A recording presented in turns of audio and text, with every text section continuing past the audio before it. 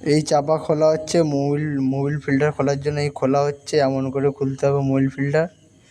খোলার পরে এমন আস্তে আস্তেই খুলতে হবে, খুলে তারপর আস্তে আস্তে মোবিল ফিল্টারটাকে ফিটিং করতে হবে যাতে মোবিল ফিল্টারটা না তোবড়ায়। এটা হচ্ছে মোবিল ফিল্টার, এটা হচ্ছে ক্যাপ, এমন আস্তে আস্তেই খুলতে হবে। খুলে তারপরে চুঙি লাগিয়ে মোবিল ঢালতে হবে। আবার মোবিল ফিল্টার টাইট করা হচ্ছে, এইটা মোবিলটা বেরিয়েছে, কমই বেরিয়েছে মোবিলটা, এটা ডেড নাটটা টাইট করছি।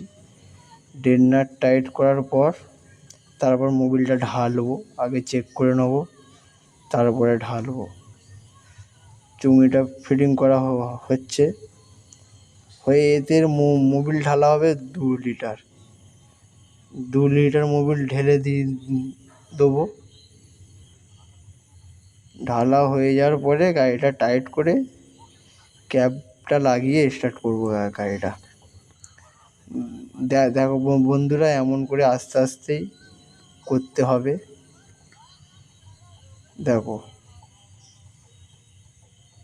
ঢালা হয়ে গেলে এবার ক্যাপটা এঁটে মোবিল গেজটা চেক করে গাড়ি স্টার্ট করতে হবে।